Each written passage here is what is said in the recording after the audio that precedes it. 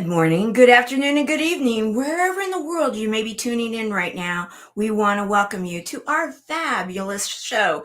We are going today speak with a panel of guests that I have put together specially for you. Have you been to that table? Have you been to that place? Have you been to those, let's say, holiday gatherings where you've been inspired and you have been ready and encouraged to go on?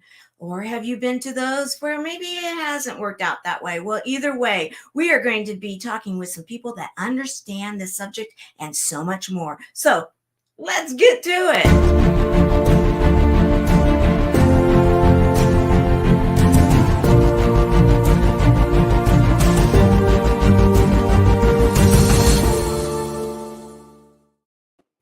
I want to welcome those that are here with us, and I'm missing one of my guests. There we are. I want to welcome everyone that is here. I would love for you all to be sharing this out. Also, let us know, hashtag live, hashtag replay. Thank you all for being with us. And instead of me making the introductions, I'm going to go around the corner, around the table, if you will. Yes, wink, wink, and have you all introduce yourself. I'm going to start with Lorrie. Hey, good. I'm just so glad to be here with all of you today. I am Lorrie Richins and I live in Fruitland, Idaho. I'm a personal and family empowerment coach and I help families heal. I help them to feel whole again, even if they've had difficult or painful pasts. Excellent. Thank you for being here. And may I say, she's healed me many a times. I can tell you that. All right. America's SuperMom. Love to hear from you. Thank you so much for having me, Tamara. It's good to be connected with you once again. I am LaChelle Adkins, also known as America's Supermom, mother of 15 children, and I work with women to help them navigate through chaos with confidence and a smile. And I'm glad to be here today. I'm glad you're here too. And I am so happy to be spending 2023 with you and all. Holly, love to hear from you. Hi, everybody. I'm author Holly Dickinson, your joyful guide. I am a mass influencer of 8 million followers, and I love to help people on my broadcast once a week, just help people find their joy, create their joy, and what that looks like on an individual level, sharing that with others and how they can get there. From the to the world, let me say, anybody that watches anything she does, it's like she's going down the list. From here, from there, and you're out of Phoenix, correct? Yes, Phoenix, Arizona.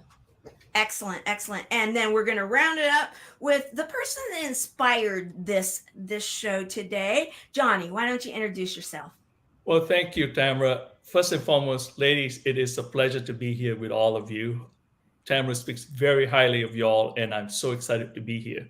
I'm Johnny Tan, the founder of From My Mama's Kitchen platform, and this is an educational platform. And I'm also the publisher of Inspirational for Better Living digital magazine that helps moms to build a better world for themselves, their families, and loved ones.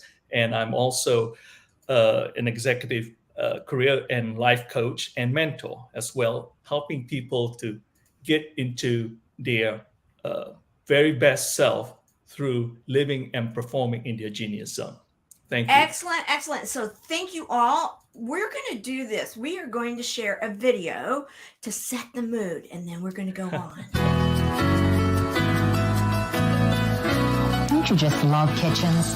The smells, the sounds, the love. You can hear the heartbeat of a home coming from this very room. Family and friends always find something so wonderfully nurturing here, like a mother's love. Sometimes as women and mothers, we need a little reminder of what a powerful difference we can make in the lives of those around us. I found just such an empowering message in this thoughtful book, From My Mama's Kitchen, written by Johnny Tan, about his relationships with his 9 moms. Yes, you heard me right, 9 moms. And within the pages of this book, you will be feasting on the finest, most delicious and timeless recipes for living. These words from the grateful heart of a man touched my very soul, and I want to share this entertaining and insightful book with you.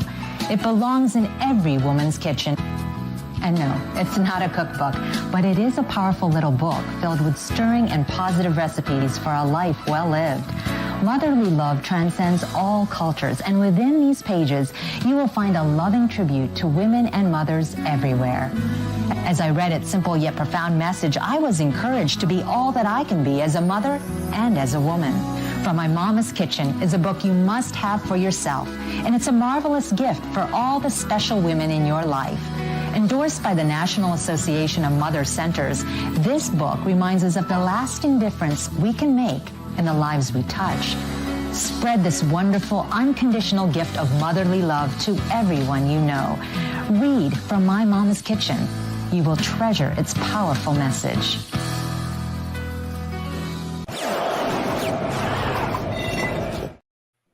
Now that's fabulous, as they say. And I want to recognize, I have my co-host here, Skip Thomas, for the Tour of Love. I want to welcome you here with us, my dear co-host, and let everyone know, yes, the Tour of Love is in pre-production. Be watching for details to be coming soon. So thank you for joining us today. And yes, wow, 9 moms. Okay, so we have this, guys, it's time to start talking now. We have this panel that is stacked. And yes, I stacked it very purposefully because I believe that this is a subject that many of us, one way or another, depending on the day, sometimes can feel, okay, yeah, I'm on top of it or I'm not. Because what is it that a mother represents? Even though a mother may not be quote unquote a mother, I want to recognize also that in this show today, I want to recognize those people that take on that mother's role. It may be a gentleman, it may be an uncle that's taking on that for their family. It may be an elderly person, a grandmother or a grandfather that's taking on the family. It may be someone that he may be not even under the same roof that is taking on a quote unquote motherly role. And I want to recognize all of you out there as we're starting the year. It's Mother's Day all 24/7, 365 in my book. So with that said, who would like to say something in regards to having 9 mothers? Because here we've got a panel that has quite a few kids.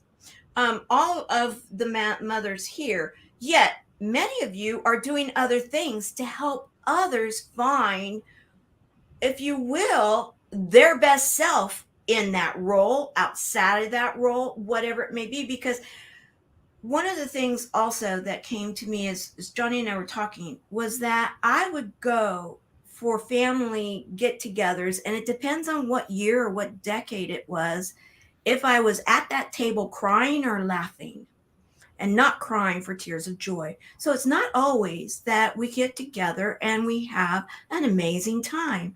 Lorrie, you know this because this is what you deal with. You know, LaChelle, you also know of this. And Holly, you have programs designed to help with this. So I would love to hear from the 3 mothers on the panel.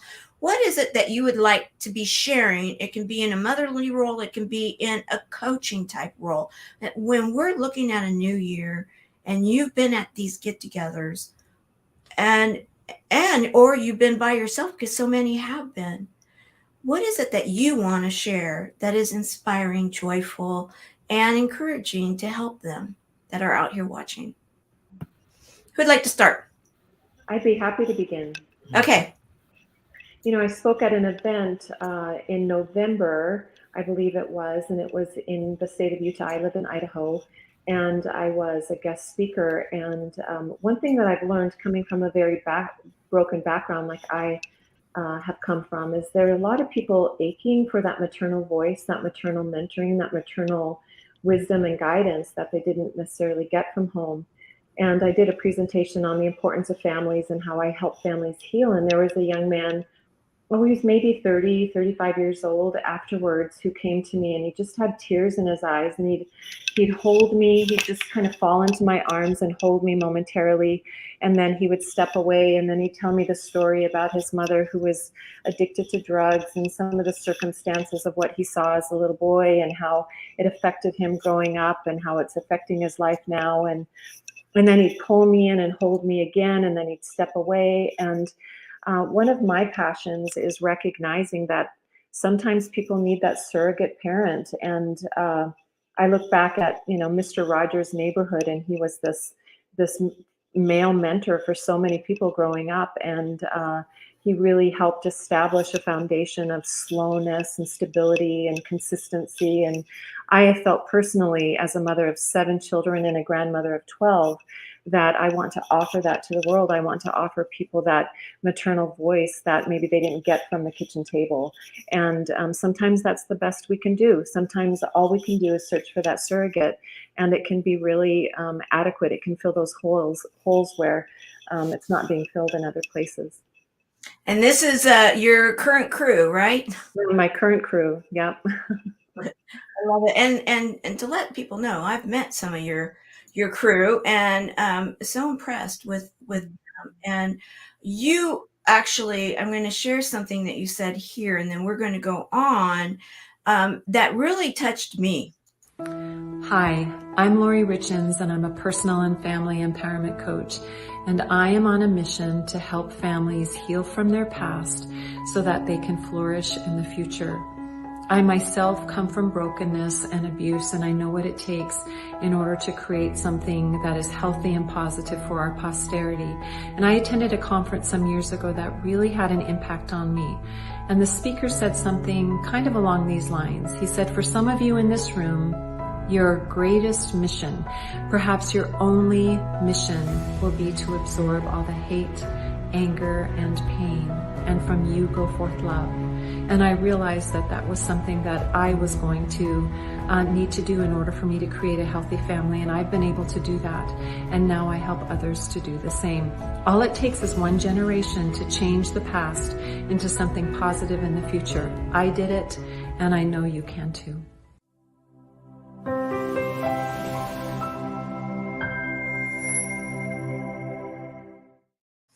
Simply fabulous. Thank you for sharing that. Who would like to go next in regards to any kind of words of wisdom, anything in regards to the subject that we're talking right now, or piggyback off of what Lorrie has said? I'll go next. Okay. I love what she said. And I think, one of the main things that I would say that's really important is taking time for reflection. There's so many patterns that we have that are cycles that we just keep repeating that may not serve us. And I can only speak from my own journey of going through 13 years of depression and seeking that validation and people pleasing, and understanding that as a mother, my children are not created to make me look good. And a lot of moms struggle with, oh my gosh, what are people going to think, and we miss the opportunity to be present with our kids and help train them to be productive citizens.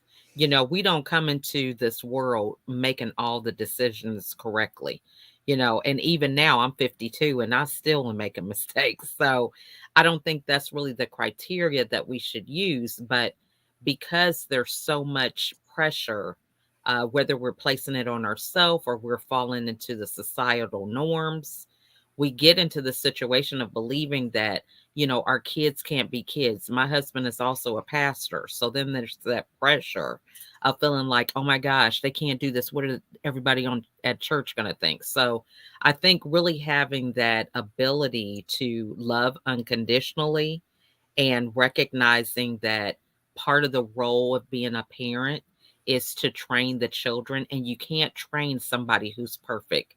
Of course, you can only train and teach them through the mistakes or, on the journey. I love that. And here's your crew. Yeah. And I love it. And in fact, I cannot wait for this. And you shared this over, and I'm going to share it too, because I'm like, okay, I want to hear more from some of them too, in regards to what it is that they have to say. Here we go. Welcome to Real Life Without Excuses.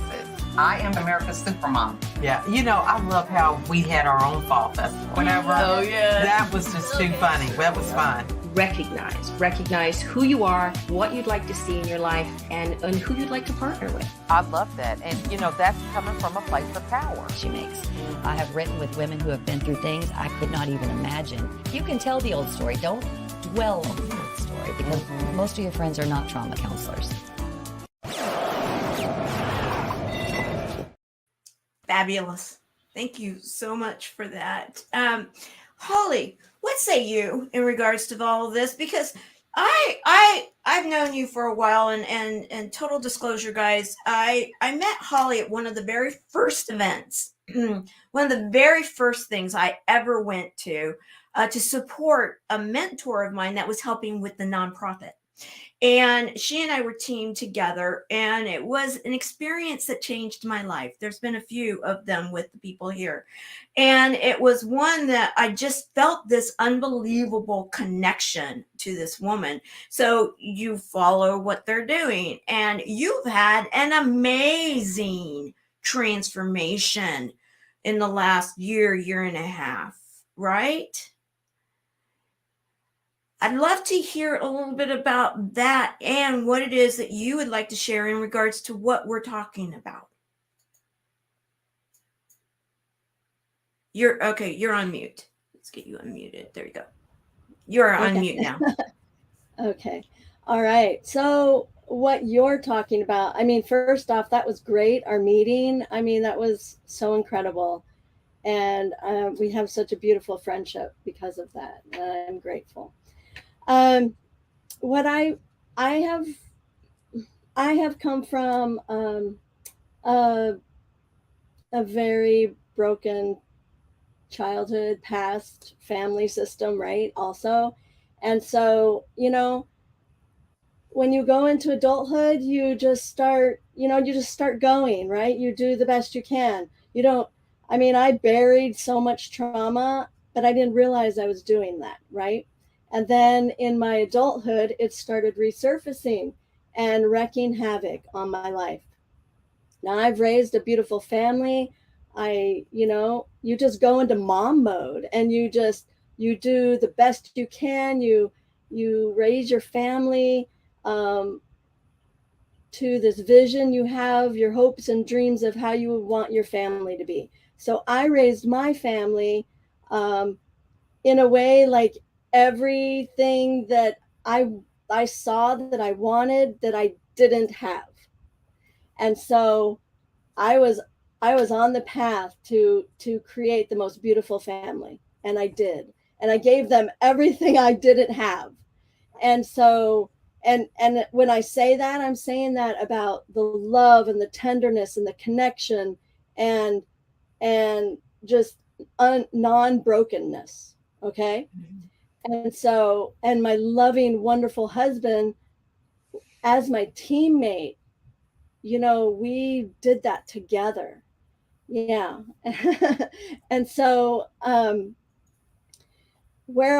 so then, I don't know, several years ago, all of a sudden the trauma started resurfacing, and I needed to do something about that because it was just, like I said, it was wreaking havoc on my life. And so I started searching for someone that could help me. And in that process, I found a trauma doctor, a trauma psychologist that I worked with for 5 years. And we went through the core of it all.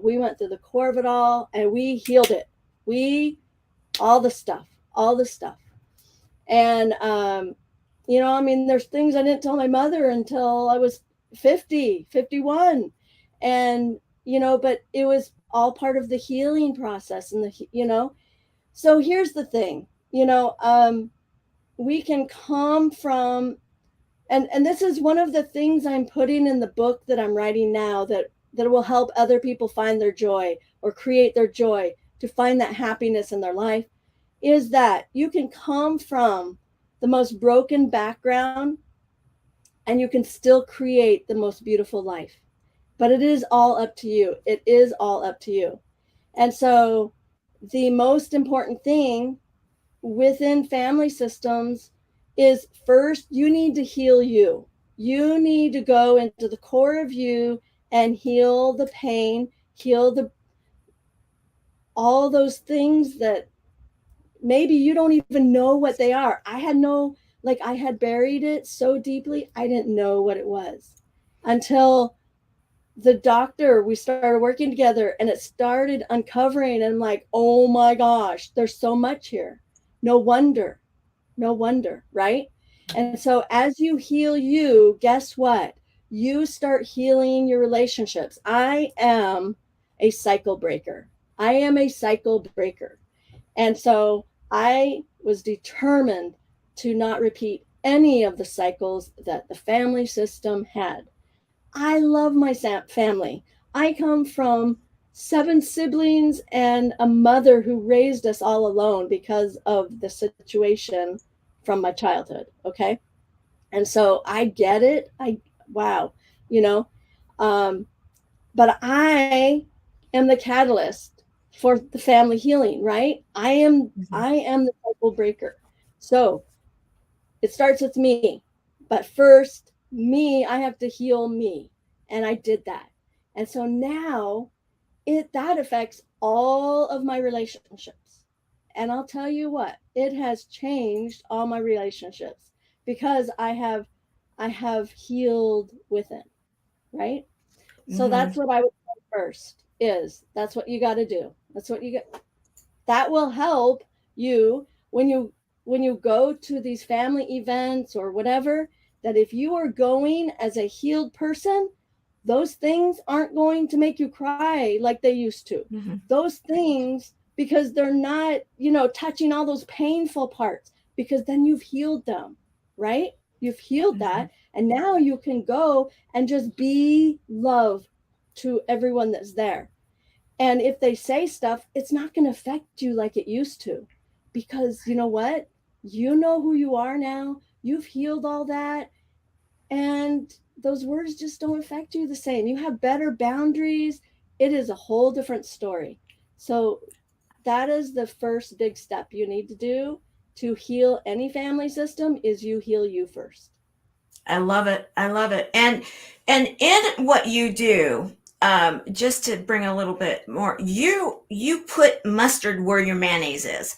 I mean, here we are. You know what it is, that you're putting together that sandwich and you are switching things up and such, but you don't switch it up without you doing it first.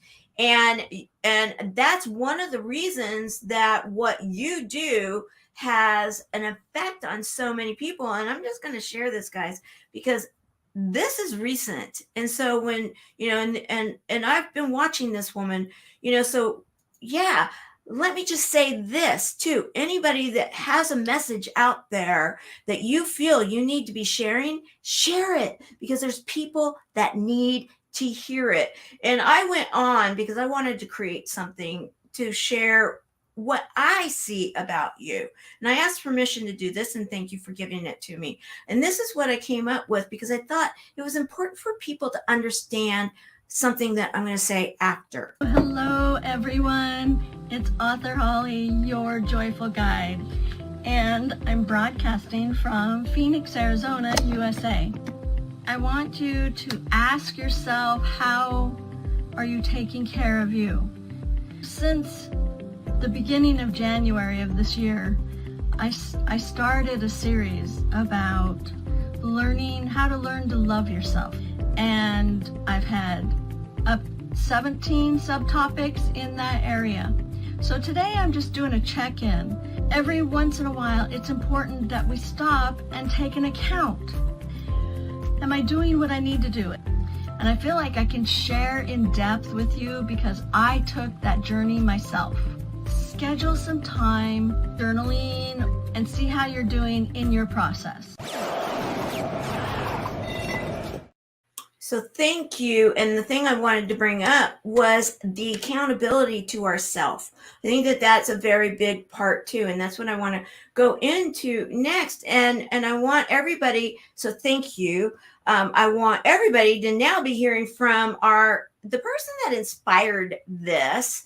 And before we hear from him live, I have one more video clip because I had to do this.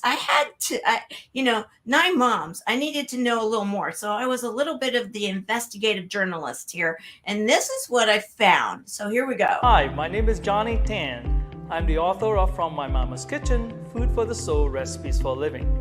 I'm here today to answer the number one question people always ask me. How do I manage to have 9 moms? Sometimes before I could begin to answer this question, they would follow up with another one. Is it a blessing or a curse? My answer is always a blessing, a tremendous blessing. I was adopted at birth by my Malaysian mom. I spent my first 18 years learning from her. She taught me in every one of us there's a seed of greatness. This seed of greatness holds the key to all our successes. The genius in us helps us to identify our dreams, our goals, and our desires. And the talent in us helps us to accomplish them with a heartfelt passion. When I came to the United States to go to college in Baton Rouge, Louisiana, I met my other 8 moms. My Southern Belle mom was part of my host family. 6 months later, I met my Italian foster mom in Poplar Bluff, Missouri. I met my progressive and spiritual mom, my Texan earthly mom, and my sanguine Savannah mom when I started working. My last 3 moms and I met during my leisure time in the ballroom dancing community. Yes, you heard me right, I'm a ballroom dancer. My ballroom instructor mom taught me ballroom dancing. I met my German mom at a ballroom dance weekend, and my Cajun mom and I met dancing the jitterbug at the ballroom dance studio in Baton Rouge, Louisiana.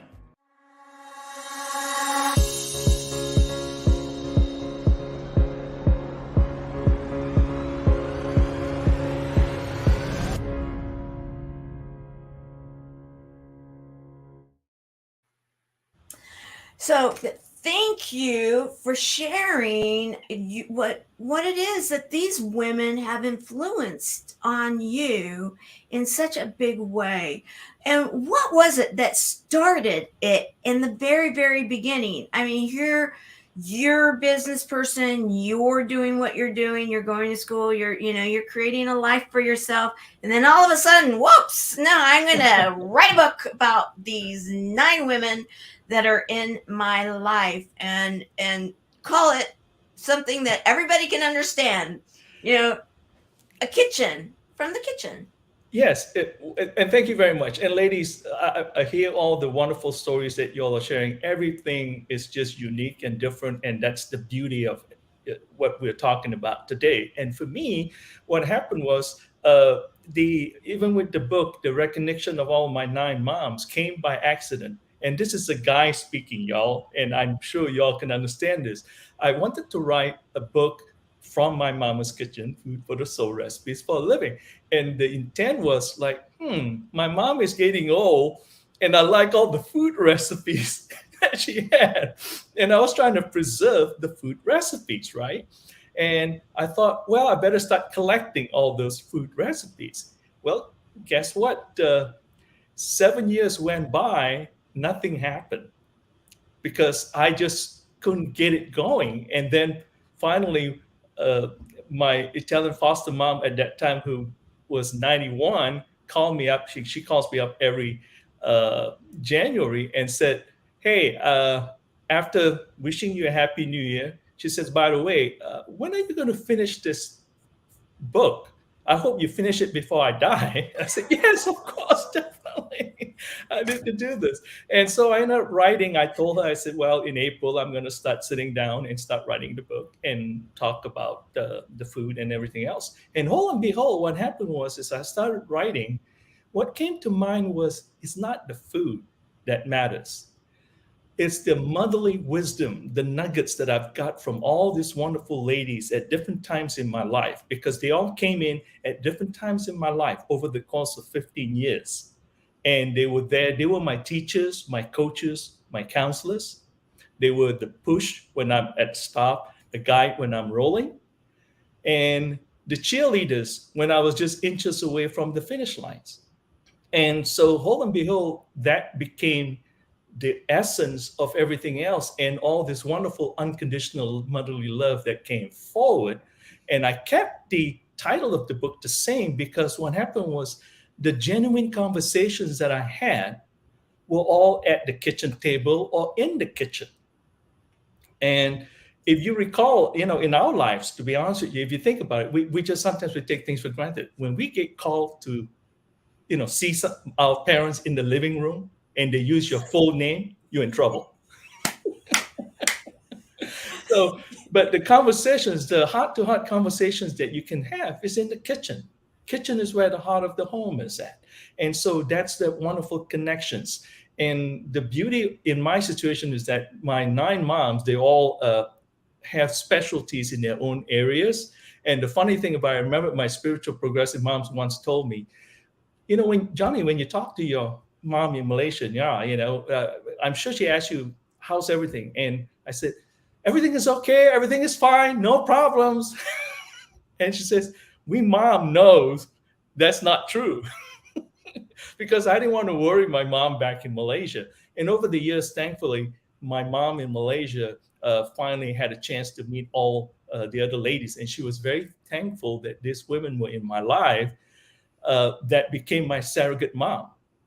And so that's the difference. I came here when I was 4 months after my 18th birthday. I landed in Baton Rouge, Louisiana. I did not set foot again in Malaysia 15 years later. My mom and I met each other when she came to visit me 8 years later. And so, 8 years after I was here. So can you imagine going through the whole the whole journey, so to speak? And we all have our journey of its own. My dad passed away a year after I got here, and that changed the trajectory of my life.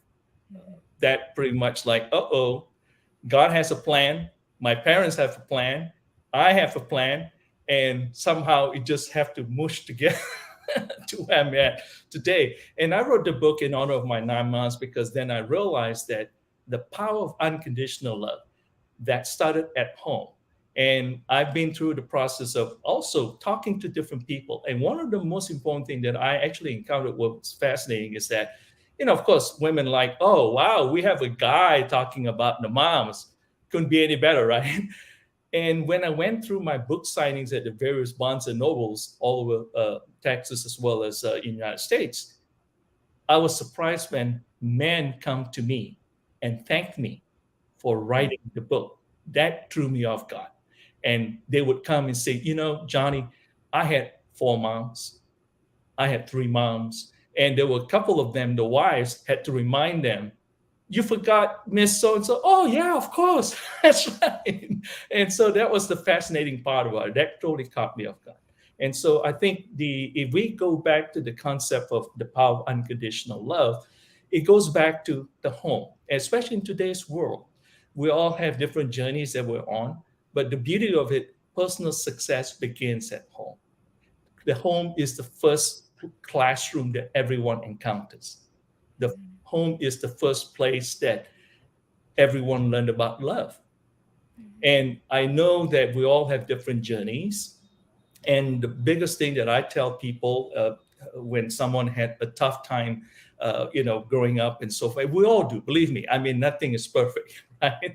But I tell them the most powerful thing that you have to remind yourself, and it's almost like that beautiful antidote that you have, the antibiotic or whatever you want to call it, is that, guys, your mom loves you the best way she knows how.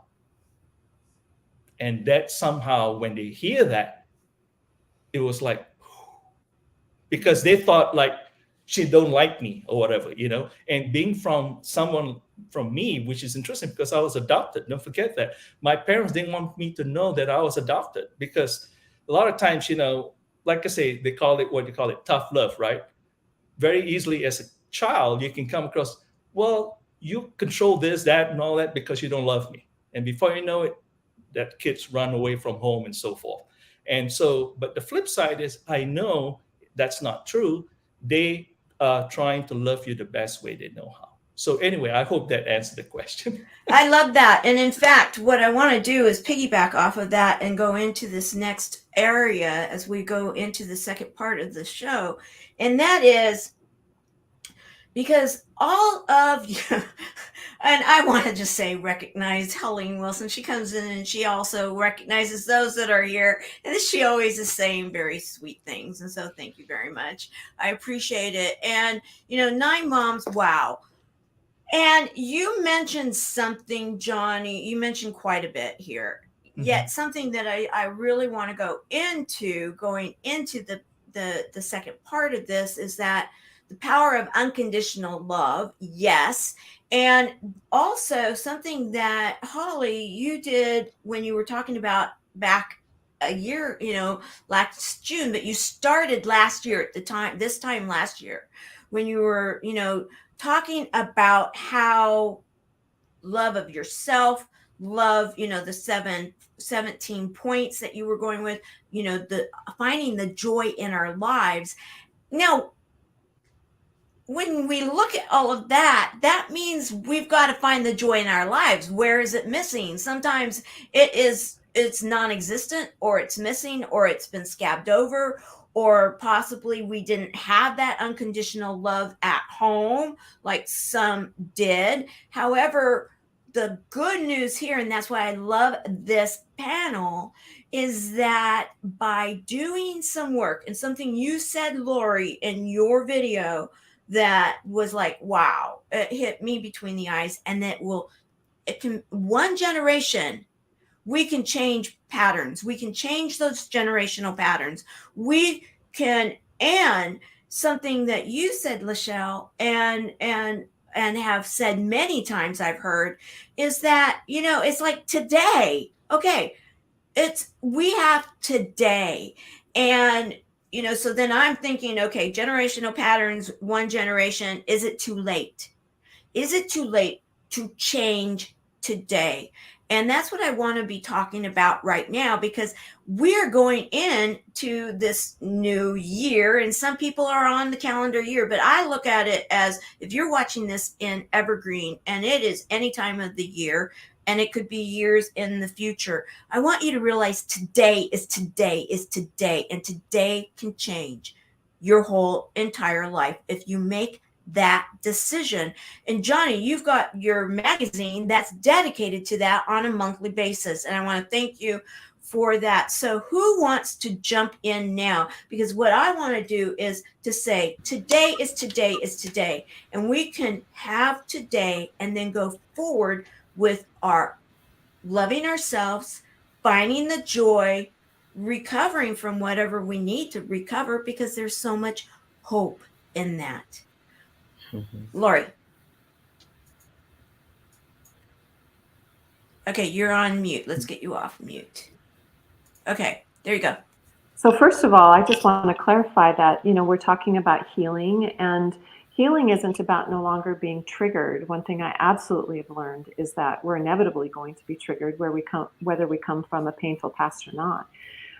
It's just our level of healing is dependent on how quickly we can recover.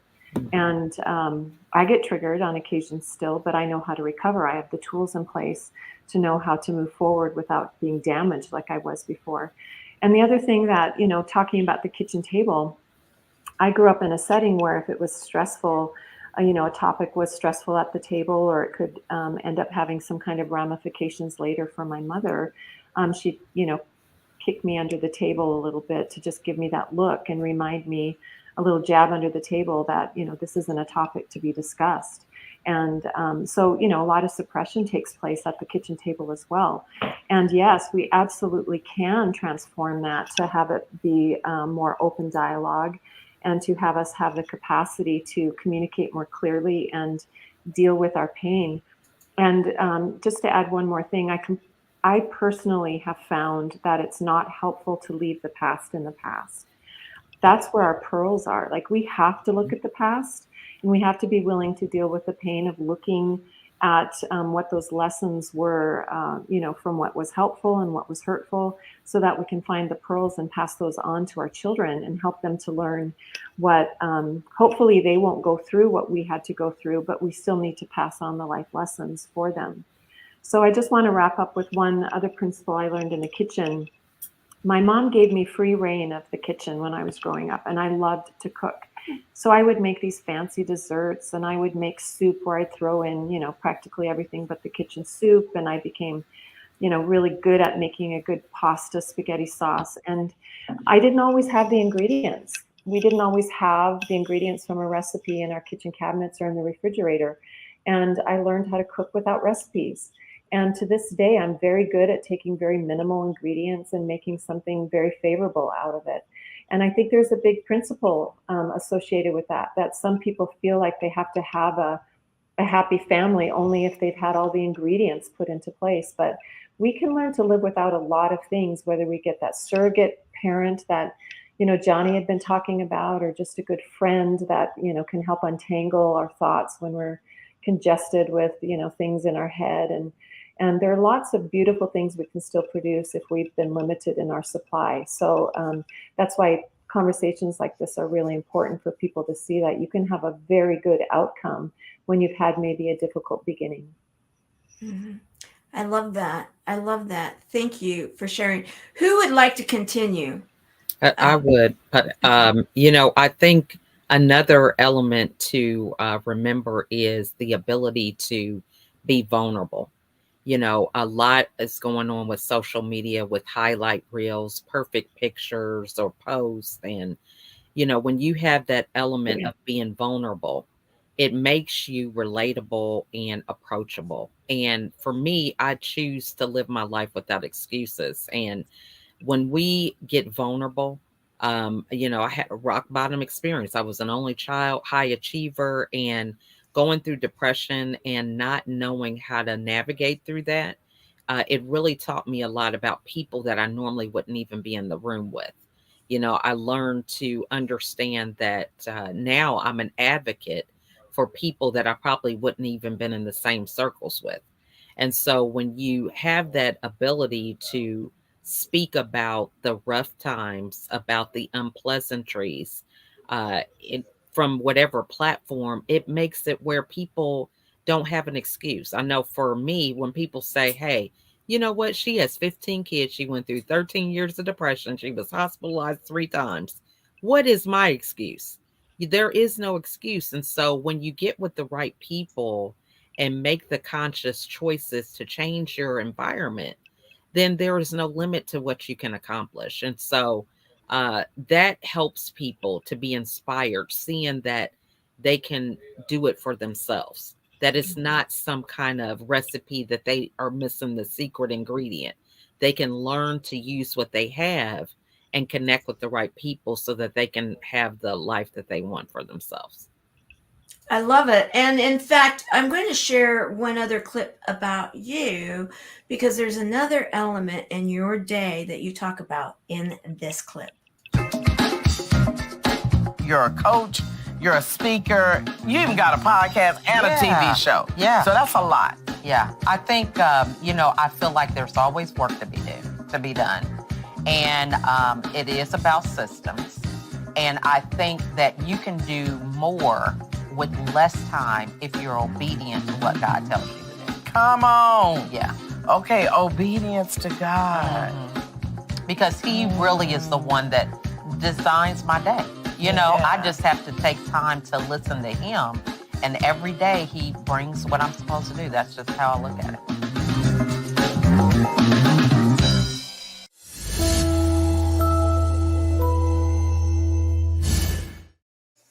So I wanted to also share that too, because there are those people that, if it's whatever their belief system is, but some people do go with that internal, spark, that inspiration, that intuitiveness, whatever you want to call it. But there's a lot of people that do that, and you just gave them even that much more of a good job. I do too. And I'm thinking, okay, yeah, that many kids and running a household and all the things you do, we need those secret sauce formulas sometimes. And so, processes, yes, but that also. So thank you for being real and sharing it out there in the world. I want to get to, before we get, because we're rounding about, and I do want to be able to get to 2 more people and wrap things up a bit, because, okay, so Holly, you've had this huge transformation. We shared the picture, you had the aha moments, and now you have been going out there and letting people know that you and your husband are working on some projects together, and we're going to do something later with some husband and wife duos or duo shows. However, you're all about sharing, and you've been doing this for 1,100 and so many days, where you also publicly share gratitude, and you're real and raw sometimes with all of that too. And I want to say thank you for that, because this subject matter is one when we can say, okay, we're getting some really good nuggets, and there's some people that I need to be watching and following. Yet, what can I take home right now? And you actually, every day, you've been sharing out there about gratitude. Yes. All right. So would you like me to share a little tidbit? I would. I'd like to just maybe encourage you to maybe encourage others to do something like that, because I'm finding that if we can be sharing joy, if we can be sharing gratitude, if we can be inspiring others, we need a place to start, right? To heal. And okay. Go ahead. Okay. So I have some notes here, and they're very important. So I'm going to be looking at them just a bit. But 3 very important things here, okay? And this is to help you start your new year, to inspire you that you can start right where you are right now, okay? We all need that right here, right now, not something big and out there. So let's start with the basics, okay? So being in your joy starts with you, okay? Starts with you, not with anyone else but you. Later, it can include other people, but the core of your joy needs to start and be created within you, okay? And being in your joy starts with that relationship that you have with yourself. How do you treat yourself? Are you kind to you? Okay, those are some very important questions right there. If you have a loving relationship with yourself, the kindness and love will overflow from your filled cup, right? When we show love and kindness to ourselves, we are filling our own cup, okay? If you are cruel to yourself or mean, whatever, you will emotionally bleed on others. And there is an unconscious resentment of the lack of love that you give to yourself, and that unkindness will start oozing into your other relationships, okay? So, and likewise, if you're kind to yourself and loving to yourself, that same behavior is going to go into all of your other relationships, okay?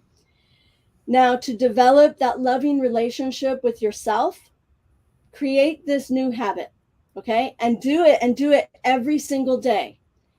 So every day upon waking, maybe not the first thing, I'll share, my first thing every day is connecting with my higher source, okay? That is my first and most, before I ever get out of bed. But my second greatest habit that has helped me create the most beautiful joy for myself is this, and everybody can do this, is to give yourself a hug, right? Give yourself a hug and tell yourself by name that you love you, like this.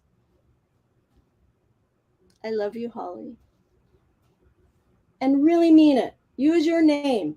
Naming is powerful. And so when you hold yourself in a hug every single day, and say nice things to yourself, you are starting to rewire your brain, create new neural pathways, and in creating those new habits. And you're starting to believe a new belief system about yourself and that love with yourself, okay? All right, and this is something that you can do every single day, starting now.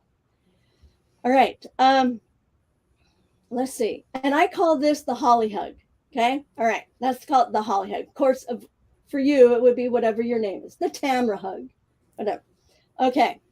So now the next thing is, we've all heard this phrase out there, right? Kindness begins with me. You know that quote? But what they didn't teach us is that kindness also begins within me, to me, right? It starts there. Has to start there first. Then the kindness goes out to everyone else. I'm really big on this, okay? And then here's number 2. Yes, that was number 1. The next 2 are shorter. Focus on gratitude daily. That is another thing, and you talked about it, right? You brought that up, is that another healthy habit that I have created for myself that has created such incredible joy for myself in my world, in my life, is focusing on gratitude daily. Literally writing out daily gratitude. If it's one thing, great. If it's 3 things or 4, however many you want to list, it's whatever comes to your mind. There's always something that you can be grateful for. Even if you have to sit and think about it for a half hour, it doesn't matter. The point is, the more that you focus on the gratitude, the more that you are starting to create more neural pathways and create a healthier habit for yourself. You're starting to change your perspectives, the way you see things, the way you see life, right? Okay. And I'm on today is day 1170, which is 3 years and 3 months. And that is when I started transforming my life. That's right. Thank you. And I hate to do this, but I do need to wrap this up because I need to get to Johnny for one last thing. Okay, go for it. All right. Okay. Okay. You want me to because finish? Johnny has something that he had told me that he wanted to share. So Johnny, you're on. Oh, thank you. A couple of things real quick. I believe that after hearing all you ladies, I mean, y'all are phenomenal in the things that you do in making a better world. I think that's fascinating. And the beauty of it is, as we all know, life always provides a rear view vision of the possibilities and opportunities ahead. And so that's really, really beautiful. I would love to have you ladies to get involved with a project that I'm doing this year. As Tamara had brought up, Mother's Day is every day of the year. And one of the projects that I'm working on is called World Greatest Mom. It's a book, it's an anthology of us having the opportunity to share with the world the things why our mom is the greatest mom. And I would love to have you ladies to be one of the contributors, and also being one of the founding angels of this book, because we're rolling out the book and it's a premiere edition. My goal is to have this every year, and it gives a chance for us that we don't really have the opportunity to talk about our moms, because they are our teacher, our coaches, our counselors. They are actually the COO, if not the CEO of the family, regardless whether the moms are married or not, single moms or not. They are the one that runs the show at home. And sometimes we take it for granted that, we're not recognizing that. And that's the most important thing. And with regards to the power of unconditional love, the most important thing I've shared with people is this: you can only recognize it when you're ready to receive love. Mm-hmm. If you're not ready, I can assure you, it can hit you right in the face and you wouldn't recognize it. And with that, we have 1 minute. So I hate to be rude here. I don't like being, yet what I want to do is wrap this up and say thank you, Johnny, for you that are here.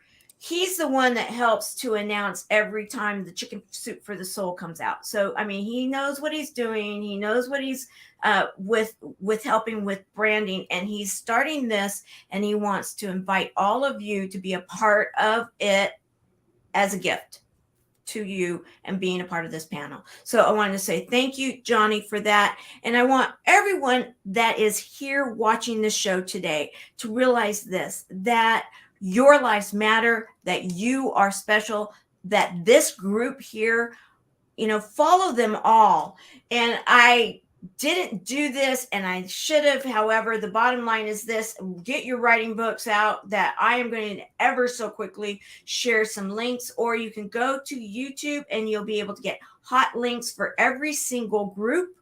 Because the bottom line is this: you want to be following these people because each one has something that they can offer you and that you can learn from. Because our generations right now we have a chance to make our world a better place. I believe it. I know it to my core. However, it takes us to show up. And so who's ready to show up? I am. I'm committed to it. I hope you are too. Make it a fabulous day, and we will see you next week. Bye, everyone.